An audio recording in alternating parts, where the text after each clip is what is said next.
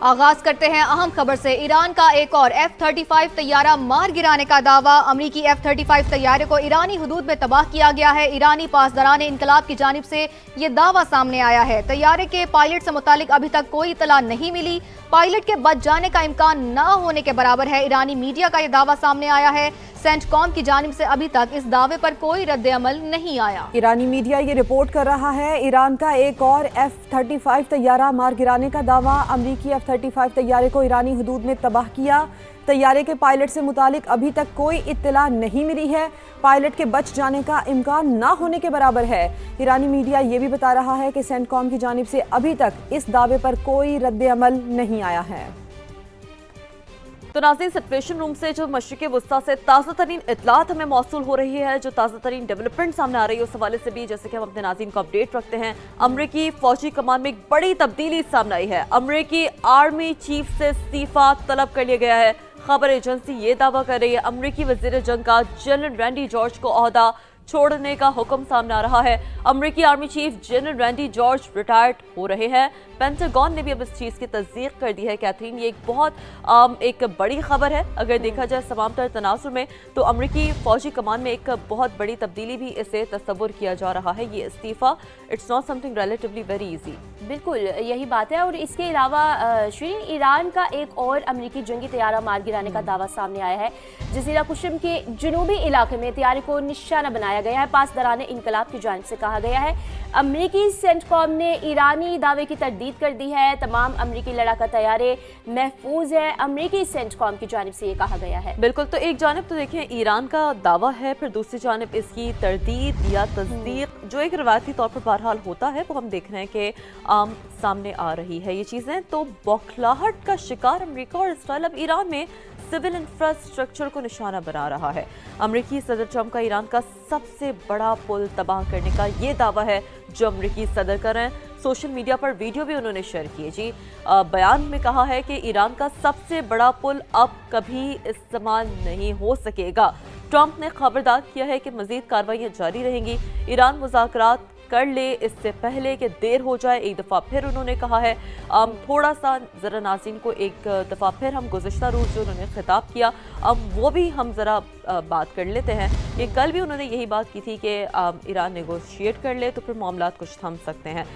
تو ڈیفینیٹلی شہری انفراسٹرکچر پر حملوں سے ایرانی جذبے کو شکست نہیں دی جا سکتی۔ یہ ایک وہ جواب ہے جو کہ ہم نے ہمیشہ دیکھا ہے کہ پہلے امریکہ اسرائیل کی جانب سے حملہ ہوتا ہے، کوئی بیان سامنے آتا ہے جس پر ایک روایتی طور پر ایک رد عمل بھی ایران کی جانب سے سامنے آ رہا ہوتا ہے، اور کیتھرین عباس عراقچی کا بھی یہ رد عمل سامنے آیا ہے۔ بالکل یہ جذبہ ہمیں دیکھنے کو ملا ہے ایران کی جانب سے۔ ایک طرف صدر ٹرمپ نے ان کو دھمکی دی ہے، انہیں کہا ہے کہ اب دوبارہ سے کبھی وہ پل استعمال نہیں کر سکتے، لیکن اسی کا جواب بھی دیا ہے عباس عراقچی کی جانب سے۔ انہوں نے کہا ہے کہ صرف ایک انتشار پذیر دشمن کی شکست اور اخلاقی زوال کی علامت ہے۔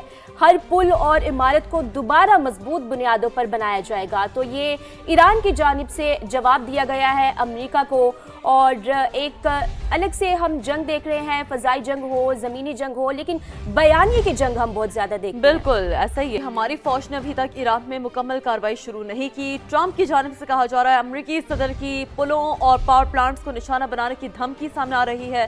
ایرانی قیادت جانتی ہے کہ اسے کیا کرنا ہے، یہ کام فوری کرنا ہوگا۔ تو ایک بہت ہی اہم بیان امریکی صدر کی جانب سے سامنے آیا ہے۔ ہماری فوج نے ابھی تک ایران میں مکمل کارروائی شروع نہیں کی، صدر ٹرمپ نے ایسا کہا ہے۔ امریکی صدر کی پلوں اور پاور پلانٹس کو نشانہ بنانے کی ایک بار پھر دھمکی سامنے آئی ہے۔ ایرانی قیادت یہ جانتی ہے کہ اسے کیا کرنا ہے، یہ کام اب فوری کرنا ہوگا۔ امریکی صدر نے ایک بار پھر جو جملوں کا سلسلہ ہے، جو بیانات کا سلسلہ ہے، اب وہ بھی ہم دیکھ رہے ہیں کیتھرین جاری ہے۔ بالکل یہ بالکل جاری ہے جارحیت امریکہ اور اسرائیل کے ایران پر۔ اور آپ کو یہ بھی بتائیں گے کہ کراج میں پل پر حملے میں شہادتوں کی تعداد 8 ہو گئی ہے۔ اصفہان میں فوجی تنصیبات کے قریب دھماکے ہوئے ہیں۔ خوزستان میں بھی کئی عمارتیں متاثر ہو چکی ہیں۔ تو یہ تفصیلات آپ کو دے رہے ہیں کہ امریکہ اور اسرائیل کی ایران پر جارحیت جو ہے وہ ابھی بھی جاری ہے، مزید بڑھ رہی ہے۔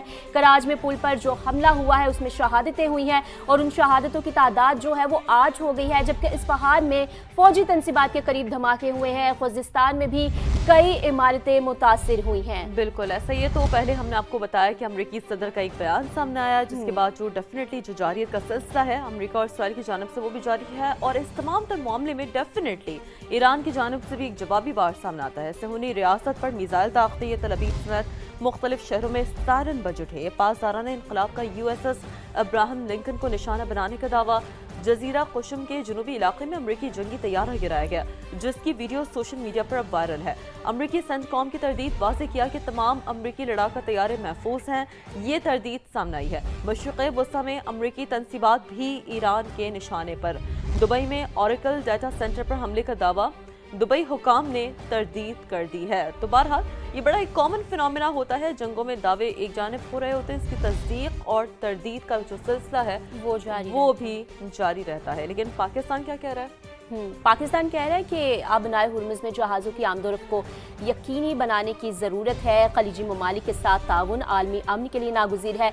इलाकाई तंजीमों और अक़वाम मुत्तहिदा के दरमियान मजबूत शराकत दारी ही मौजूदा आलमी चैलेंजेस का मुअस्सर हल पेश कर सकती है। और पाकिस्तानी मंदूब आसिम इफ्तिखार ने यह कहा है, सलामती कौंसिल में उन्होंने खिताब किया है, उन्होंने कहा है कि शहरी और अहम तंसीबात पर हमले काबिल मुज़म्मत है। तो बिल्कुल उन्होंने वजह फरमाया है कि हमले जो है वो मुज़म्मत उनकी करनी चाहिए हमेशा, और बाकायदा तौर पर उन्होंने खिताब में भी कहा है। और आलमी अमन बहुत ज़रूरी है, नागुज़ीर इसको करार दिया गया है। तो अक़वाम मुत्तहिदा के सेक्रेटरी जनरल अंतोनियो गुतेरेस की अफ्रीकन से जंग बंदी की अपील भी सामने आई है। बिल्कुल ऐसे ही है, ये अपील भी सामने आई है। तनाज़ात को पुरअमन तरीके से हल करने पर जोर दिया गया है। कहा कि जंग के दहाने पर हैं जो पूरे खित्ते को अपनी लपेट में ले सकती है। मशरिक़ वस्ता में कशीदगी के दुनिया पर संगीन असरात हो सकते हैं, कुछ तो हम अभी देख रहे हैं नाज़रीन। तो अंतोनियो गुतेरेस ने कहा है कि लोग महंगी तवानाई और खुराक की वजह से मुश्किलात का शिकार हैं, क्योंकि डेफिनेटली अंतोनियो गुतेरेस जो एक अपना सामने फ्रेम रख रहे हैं, वो एक ग्लोबली इस हवाले से चीज़ों को और मुझे लगता है श्री कि मेरे ख्याल से खित्ते को जंग ने जो है वो मुकम्मल तौर पर अपनी लपेट में ले लिया है। बिल्कुल ऐसे। और देखिए, फूड इनसिक्योरिटी का मसला तो बहुत सारे दुनिया के रीजन्स में पहले ही था, वो मजीद बढ़ गया। शहरी तंसीबात का एहतराम किया जाए और उनकी हिफाजत यकीनी बनाई जाए। तो बहरहाल मशरिक़ वस्ता में जारी जंग की वजह से हुकूमत को एनर्जी बहरान के लिए भी तैयार रहना चाहिए। आपसे कुछ देर पहले भी जैसे कि हम बात कर रहे थे कि इट्स वेरी मच नेसेसरी कि how early you prepare for these crisis ना। बिजली की लोड शेडिंग, महंगा तेल और गैस की किल्लत, ये 3 बड़े अहम और बुनियादी मसले हैं। बिल्कुल। और ये आगे किस हद तक बढ़ सकते हैं? तेल की कीमतों में इजाफे के बाद हुकूमत को कहते हैं ना कि शमसी तवानाई जैसे मुतबादिल ज़राए की तरफ राग़िब करने के लिए क्या पॉलिसियाँ अपनानी चाहिए, क्या टैक्स छूट होनी चाहिए, सस्ते पैनल्स, रूफ टॉप सोलर्स पर सब्सिडी दी जा सकती है, क्या ये वो सॉल्यूशंस हैं जिनकी जानिब बढ़ा जा सकता है? इस तमाम तर सवाल के जवाब हासिल करेंगे। हमारे साथ मौजूद है एनर्जी एक्सपर्ट खालिद वली साहब। खालिद साहब, बहुत शुक्रिया आपके वक्त के लिए। अस्सलाम वालेकुम and a very good morning. Khalid साहब, सवाल बुनियादी तौर पर हमारा ये है कि खत्ते में जारी कशीदगी की वजह से मुल्क में एनर्जी क्राइसिस में आप समझते हैं कि किस हद तक इजाफा हो सकता है? कुछ तो हम इसका जो इम्पैक्ट है वो अभी देख रहे हैं, महसूस कर रहे हैं, और कल रात के बाद तो ज़्यादा ही महसूस कर रहे हैं। मौजूदा एनर्जी बहरान में सब्सिडी निज़ाम और क्रॉस सब्सिडी में इस्लाहात आपके नज़दीक कैसे मददगार साबित हो सकती हैं? जी देखिए, अगर पावर सेक्टर की बात करें तो अभी चूंकि हमें आपका जो जनवरी, फरवरी, मार्च है, इसमें आपकी इलेक्ट्रिसिटी कंजम्पशन बड़ी कम होती है समर विंटर की वजह से, तो आपको उस तरह से बहरान जो है वो फील नहीं हुआ। लेकिन जैसे जैसे आपकी इलेक्ट्रिसिटी कंजम्पशन बढ़ती जाएगी आगे अप्रैल, मई, जून, जुलाई में,